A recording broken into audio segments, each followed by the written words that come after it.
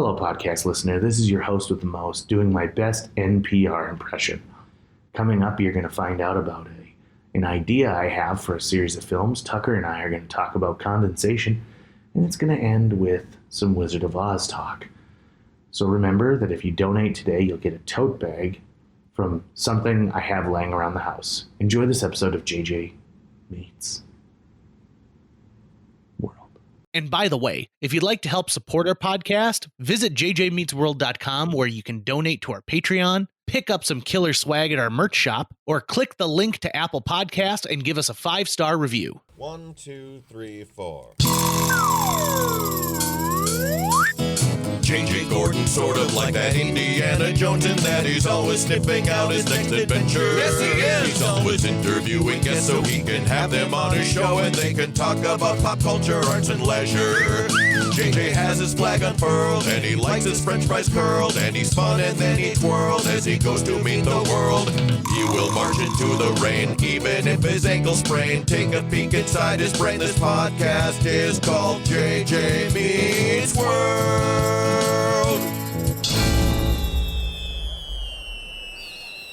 We're ready. Are you prepared to start? Someone saw that painting somewhere. Mm-hmm.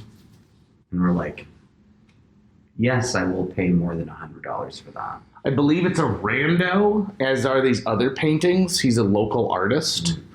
In fact, do you remember that place that used to do VHS and cassette transfers on Like right next to Nicole. on 8th Street? Yeah. I believe he's in that space now. Got it. Jill loves randos' work. So we have a bunch of randos at the house-o. Oh, what do you got hanging over? Oh, just a bunch of randos. And like that's kind of the fun of it, right? Like that his name is Rando, and we've used the term rando to mean random. Yeah. Tucker, in the last episode, I teased you that I already knew what I was going to talk about in this episode. Oh, I had forgotten about that till this very moment. Are you ready? Yeah. Okay. And I know Rachel's listening right now too, and she hit me up to like get a teaser, and I was like, no. She told me that I need to own a parrot. Yeah, which is a horrible idea. No, I said absolutely not. Dustin Buchanan's family had a parrot named Max, and he was the biggest jerk ever. And do you remember, like, I remember sleeping over at Dustin's house one time, and they had like a little family room right off the kitchen, and I'm sleeping on the couch there, and in the middle of the night, Pam! Pam! Because people, like, Kim would yell for Pam, and then Max would parrot it. That's where the term comes from. And then he'd also do the sound of like,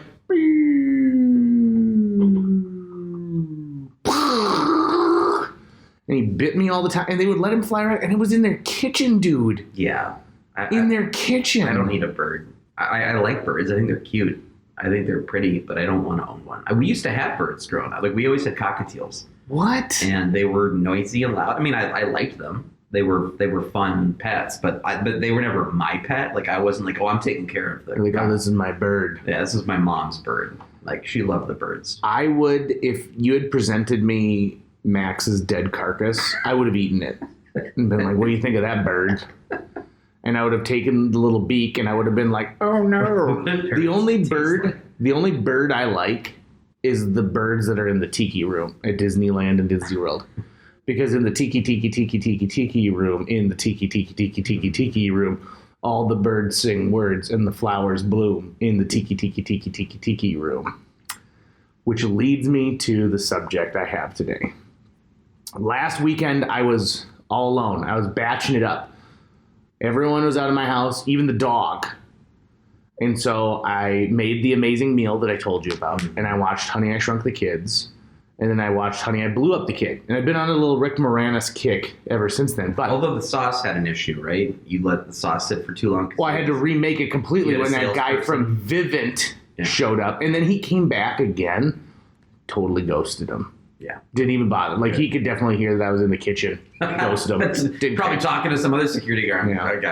And in fact, yesterday, so we sent a grad card out to someone who's just a couple blocks down from our house.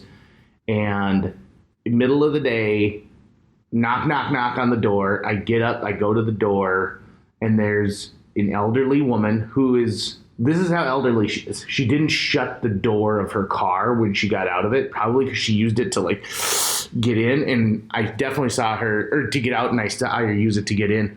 But she was like, "You sent this to my house, and this isn't this. No one lives there by this name." I said, "Oh, I'm sorry." And she's like, "Yep, no one's there by this name." I said, "Oh, thank you for returning it." And she's like, "It's the only piece of mail I got today." So I thought, okay, well, sorry, lady. What a bummer. Okay, I got to get into this.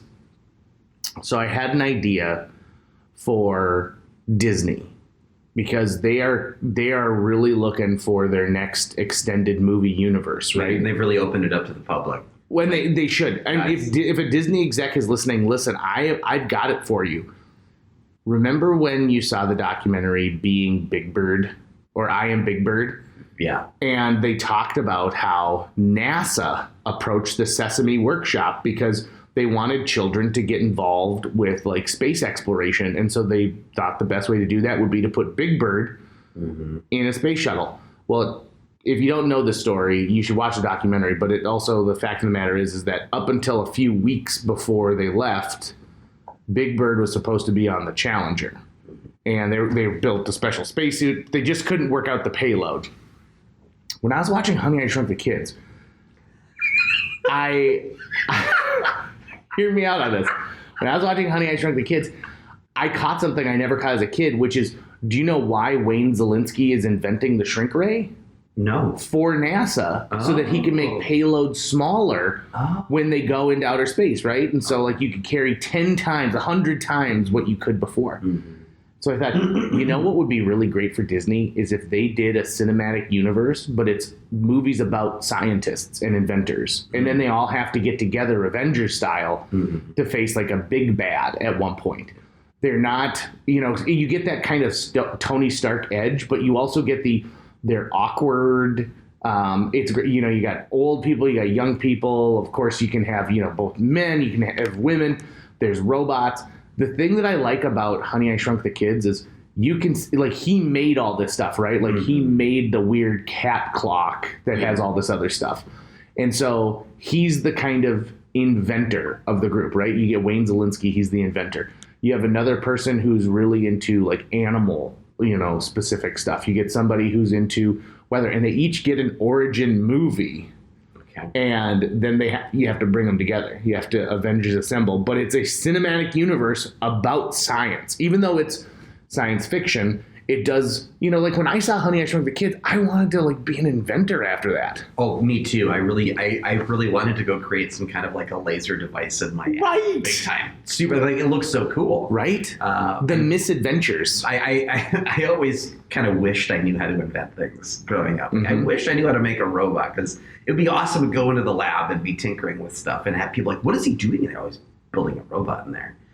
Are these then fictional scientist characters that have already been created so that we know of them? There's that understanding, or are they just... I think that you run with Wayne Szalinski, okay, because you got that. Now, Rick Moranis probably won't show, and they're really talking about remaking that movie with Josh Gad, which I think would be the worst idea that anyone's ever had, because part of the thing that you like about Wayne is he's socially awkward, right? Part of the thing you like about Wayne is that he's Rick Moranis. Right, exactly. He's Rick. That's why we like him. And I'm not going to say that Viva Rock Vegas would have worked better with him, but like he would have been much better than Stephen Baldwin. What's going to be the project that excites Rick Moranis? Because like he did the Mint Mobile thing with Ryan Reynolds, but clearly that was like the easiest thing on planet Earth to do. He doesn't even like to do interviews, Right. But he is kind of slowly coming back into the public consciousness as kids are adults now. And I want to know what would be the thing, what will be the thing that gets Rick Moranis to go, you know what, that actually sounds like I would travel to Vancouver for that month. He takes meetings and he turns down directors and producers all the time. I just listened to a podcast where he was being interviewed, one of those rare occurrences. And he said, if the perfect project came up and I wouldn't have to go if they're filming it down the street from my house, all these things. And he said, people have begged me, and he goes, they've pulled dump trucks full of money up to my house. And he goes, it doesn't interest me. And even the act of making movies. Now, this is the thing that I thought was the most interesting, is that he said, one of the things, but you spill everywhere. You got to get a new thermos. This is a terrible. You got to get a new thermos. Yeah. It happens. I've got stains on the carpet of my office now. That's not coffee. It is coffee. Trust me. I've smelled it. I went down. I got my nose to it. I smelled it. Trust me. But They let me in after hours. oh, is that the thing about what he I says? have a coaster. Yeah, you do now. But like you spilled outside the coaster. You don't have a coaster down in my office. That's true. We're also not recording this in my office space. We're using a conference room because we're big shots. A bunch of randos. One of the things he said is, he goes, I used to be involved in the writing process, and they made a character that allowed me to improvise. And then he started being offered roles that didn't have a chance for him to really like be himself and create a character. So he talked about his role in Parenthood and Flintstones, and he said, like, I'm just not interested in doing something that somebody else could do. And he's like, that was a great thing about SCTV, is everything I did was something that I created. And so, yeah, I don't think that there's anything until the J.J. Gordon vision that I can be the Kevin Feige of this science.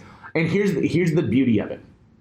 They already have IP that allows for the Avengers Assemble movie. Well, I was going to say Ant-Man would fit in really well with. It would, but we're not going to touch Marvel. We're not even going to get close to. I don't want Pym particles on this thing at all, because it leads into Tomorrowland, right? Yep. And for a company that has always been obsessed with the mad scientist and the world of tomorrow. I mean, they presented at the World's Fair in 64, I think, 65 maybe, in New York. Walt Disney built all these things for the World's Fair. The Tomorrowland has been a huge aspect of it. They had electric vehicles before anyone ever thought you could do electric vehicles. And so I feel like it's prime for Disney to do something that's science-based. And then the best case scenario is you get a new generation of people who become obsessed with science. Sure. Another thing I think they should involve is the scientist from Flubber. Like, you can bring that into it. I mean, okay. Rest in peace, not only Robin Williams, but the guy who played it in the original. I can't remember his name. But Disney, Rest in peace, guy. Yeah, rest in peace. He's got some descendant that listens to that. It's like, hey, that's my great grandfather. His name was Daryl, I think. But Disney's always been really into making this. There was the Computer Who Wore Tennis Shoes was like a film that like was really popular with Kurt Russell. I'm trying to think of characters that I would know that Disney owns the IP for. I can think of characters like, what about this one or about that one? This is making me think of is the Sega not the Sega Genesis, the Sega subreddit has been having a daily vote where the community is building up a roster of, like, if it was Super Mario Smash Brothers, but with Sega characters instead. Ooh. And I led the charge to get Echo the Dolphin on there. And so now we're at like third party stuff. Where it's like, okay, we've got primary Sega characters coming in. So I'm guessing these have to be IPs that Disney owns, not things they can license. Because like, I think of Who Framed Roger Rabbit, right? There's a bunch of non-Disney IP in there. Mm-hmm. It's all Warner Brothers stuff because they were able to work out a deal. So this wouldn't be like a Marvel Sony situation. Right, correct. Okay. Where it's like, we both get Tom Holland, but you have Tom Holland and we have Tom Holland. I mean, part of the risk on this would be creating you'd need new characters, right? Mm-hmm. Because even the established ones, I'll say it right now, are very geared towards white men. Oh, I'm trying to think who the established ones are, though, too. Like, Wayne Zielinski, Professor Brainerd, which is the one from Flubber. Brainerd. Yep. Okay. Now, Disney also had this thing that they created for the parks in Epcot that is a huge fan favorite, and it was called Journey into Imagination. Mm. And then they had a character named the Dream. I think he's called the Dream Catcher. But he was this kind of whimsical Renaissance fair-like guy, and he had a purple dragon named Figment, and it was like the figment of your imagination.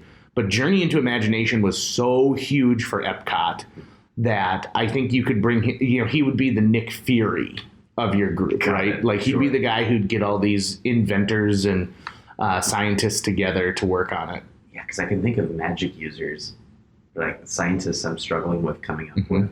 And the scientists I am thinking of are not, I'm assuming are not Disney owned. Well, like Dr. Frankenstein is clearly not Disney owned. Right, that's Universal. The guys from who owns Weird Science.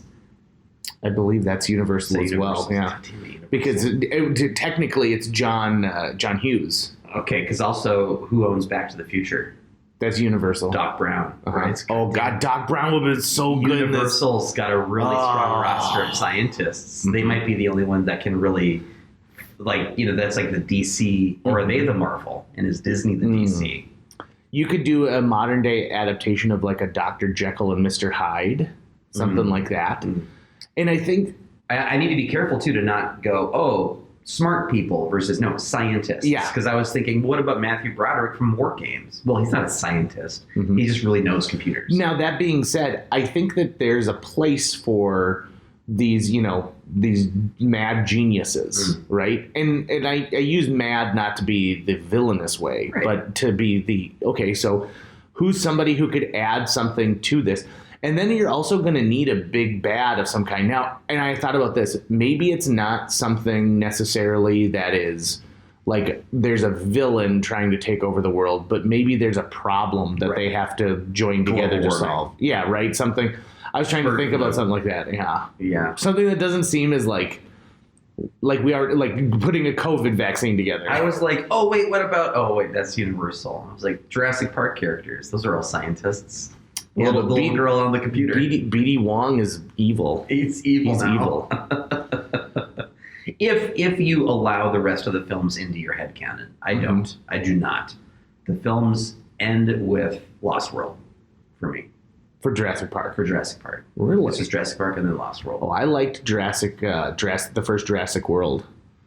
Because they're fine. It's neat to see the park up and running. They don't exist in my headcanon. Okay. Is really what I mean to say. But also, I'm a little over Chris Pratt being in absolutely everything. Like, he's Garfield now. Chris Pratt is getting a lot of guff this weekend because Jim Davis said that when he watched the Garfield animated movie that came out this weekend, he goes, Chris Pratt is exactly what I imagined Garfield's voice. And I was like, Jim Davis, you sell-out lying piece of garbage. Oh, yeah. I don't think that guy has ever said a true thing in like 20 years. Right? I mean, you like the paychecks. That's all you like, Jim Davis. And that's fine. You invented a cat that eats lasagna, and somehow you got it to run for decades. Yeah, because now he's got just a team of, he's going to be probably like AIing this stuff pretty soon. Because I know for years he's just had a team of people who are actually making the strips at this point. They're literally like, if you walk into his conference room, I guarantee you it's this.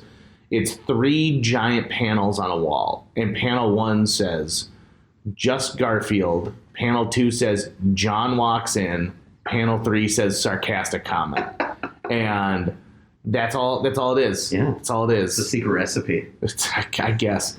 I didn't know that the world was clamoring for more Garfield-related content. Fuck. And you know what? It's funny because in interviews that Bill Watterson did prior to him quitting Calvin and Hobbes, they asked him, like, why didn't you merchandise this? And he goes, I'm not going to be a sellout like Jim Davis. And other people have called Jim Davis. I think Gary Larson from The Far Side even called out Jim Davis at one point, being like, well, yeah, the Garfield money machine. That'd be a fun movie, just comic strip artists just talking shit about each other, about each other's success. Where one of them says, like, you stole my joke. It's like, no, Hagar loves chicken. Be like, it's the same thing. It's the same joke. It's lasagna, chicken. They're interchangeable. I'm trying to think of more scientists that we could add on to the Disney scientist verse. I think you are trying too hard to say like it has to all be existing IP. I think you could have some. Well, but I understand what you mean as far as like new stuff. You want to have that Guardians along with the Thor, right? Yep. But I think we still need more of that for an audience to go, oh, like the Guardians were not in the first Avengers. Right. Like, their movie was out, but they weren't in the first Avengers yet because they didn't have the same level of recognizability quite yet. Yep. Right? And so what are like maybe it's just worth going, who is the initial lineup, the initial 5 or 6 scientists that are recognizable in some way that people go, oh, I know who that is, even if it's someone that doesn't have their own movie per se, but they're in that world. You know who I don't want to touch this is Brad Bird. I do not want Brad Bird because I started rewatching the movie Tomorrowland recently, and that movie's so bad. So bad.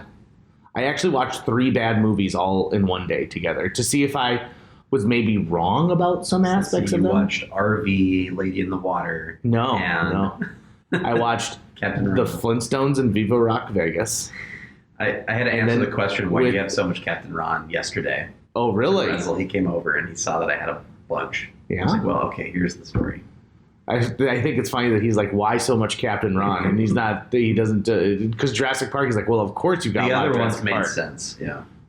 So who would be in the initial lineup? Wayne Zielinski, Okay. right? Dr. Brainerd from Flubber. Okay. Professor Brainerd, I should say. The Nutty Professor? Or, No, that's Universal. That's Universal. Yeah. Dr. Dolittle? I mean, that's a good question. That Robert Downey Jr. Dr. Dolittle movie failed so hard. Yeah, it wouldn't so be hard. that one. I think they'd have to. You want the Rex Harrison one? He's Yeah. dead. Yeah. He's long dead. Well, I think we can it doesn't necessarily have to be a returning actor. I think it's just a returning character. Okay. So if we understand. So yeah, if there's not an actor available, then let's cast someone.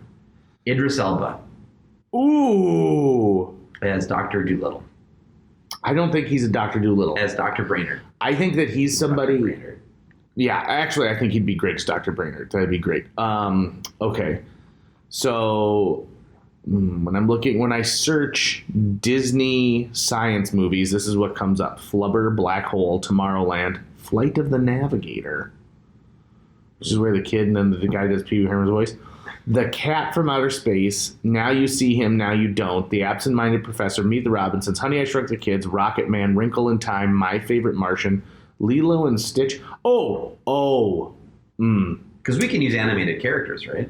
I don't see any reason why not. The Rocketeer is a Disney movie about science, right? Like about engineers. And so you could do this is your Captain America first one. And But so he's not a scientist, though. He's just a dude. right, but his guy, the mechanic who works for him, who figures out how to make the thing work. Oh, got it. Right, Okay. right? Yeah. They own the rights to Inspector Gadget. So does Inspector Gadget come in at some point? I think so. They also own the rights to Tron. So there's a world where the Tron, is part of the thing, how they share information or something like that.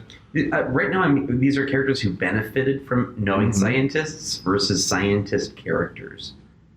You know what I mean? I think that I think that you're thinking too much like an executive right now.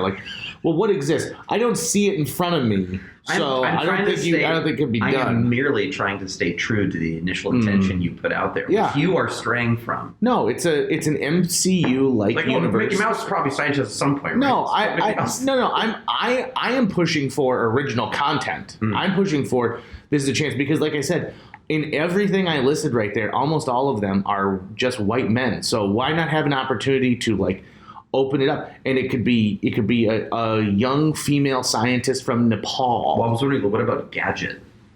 Or what's her name? Gadget Mouse. Yeah. Gadget Mouse see? as an inventor, right? Yeah. Inventors would count. They absolutely count. I think we have to. I've been thinking too much in terms of the live action stuff. I think if I think more in terms of the animated too, that'll just open it up a bit. It does. And maybe there is a world where the only downside of this is I also would be let's push physical effects here. If they're inventing something, I'd like to see that prop.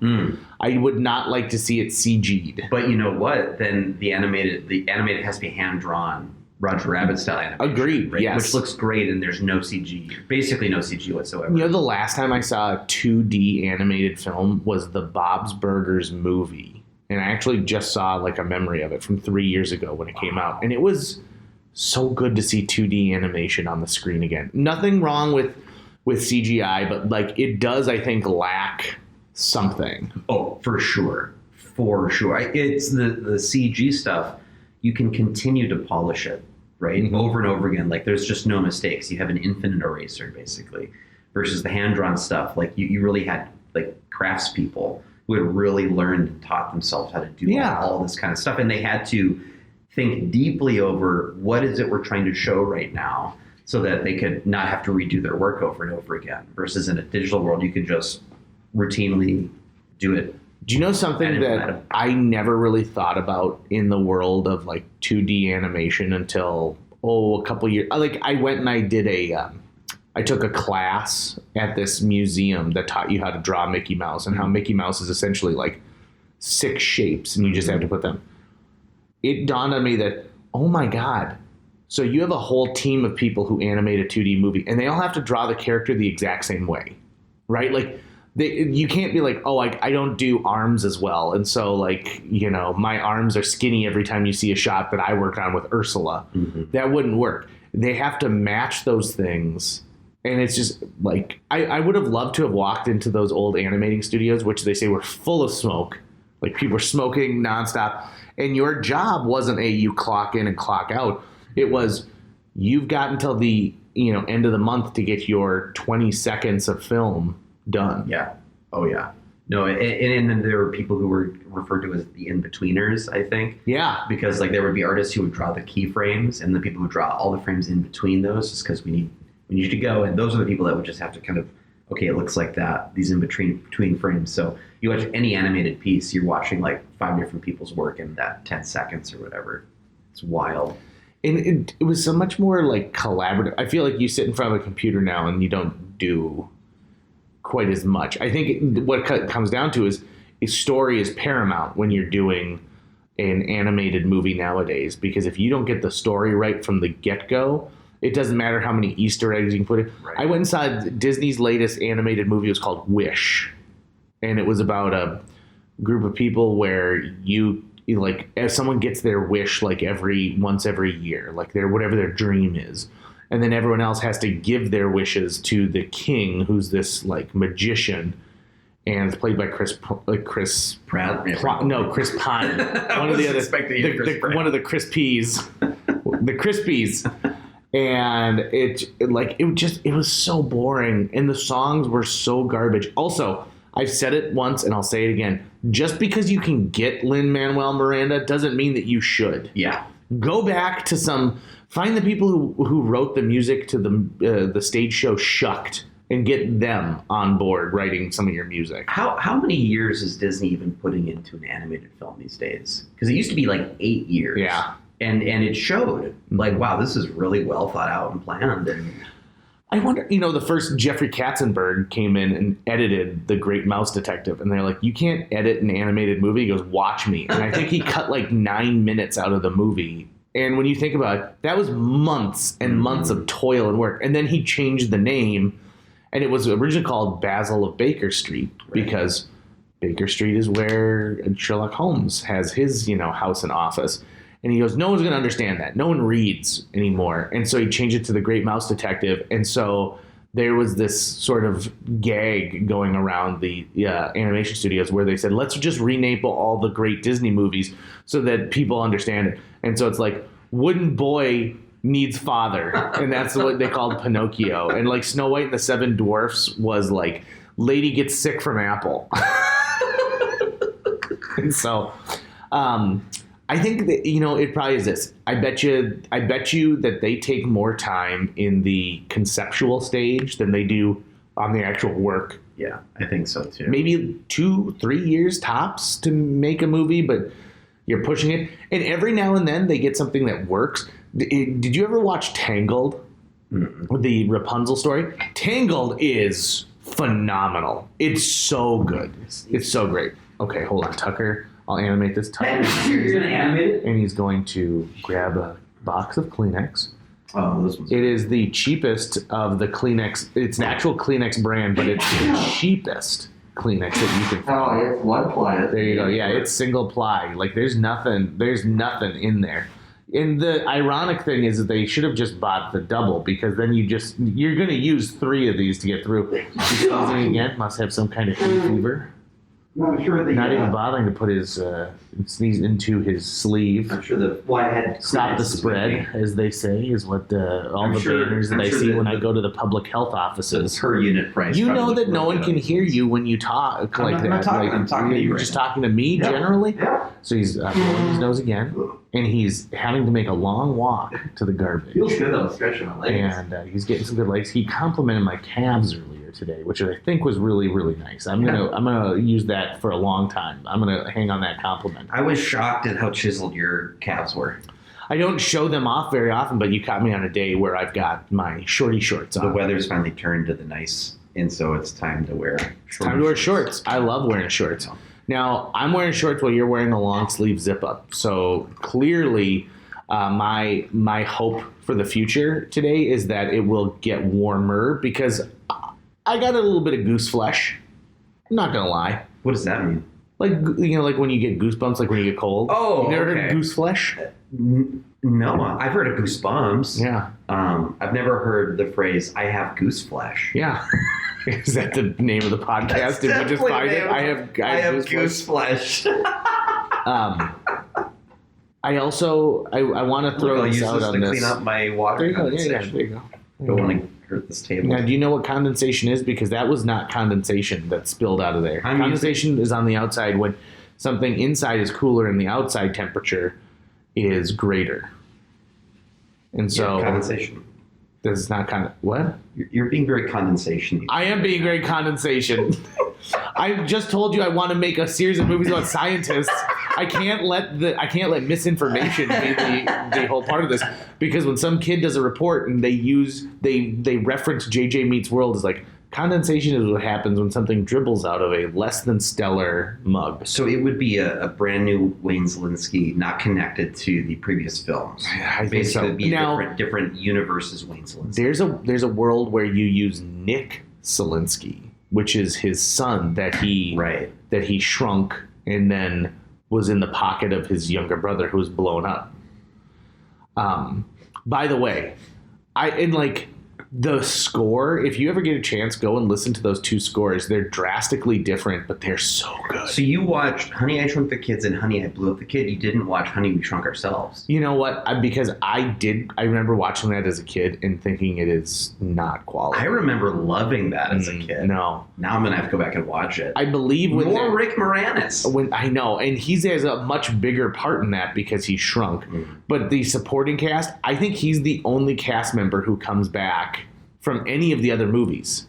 I think he's the only one. I just remember the gag where they find the magazine in his son's bedroom. It's a sports magazine, Sports Illustrated. Yeah, and they're disgusted because they want him to be a scientist. Yeah, that was what a gag. I remember they go to a bubble machine and they ride in a bubble. By the way, the two other horrible... I watched Viva Rock Vegas, and then I watched Oz, the Great and Powerful, directed by Sam Raimi, starring James Franco, Mila Kunis, who else? Rachel Weisz, Michelle Williams, Zach Braff, Joey King, Joey Fisher. Was that in the Jupiter Ascending era? No, it was way before Jupiter Ascending. Okay. And Mila Kunis had a couple of... big budget films like that. And this is horrific. I almost couldn't get through it. And it's that idea that, this... Oh, do you want to hear another idea I had that I never got through? This is one of those where someone, like a stranger, told me it was a good idea.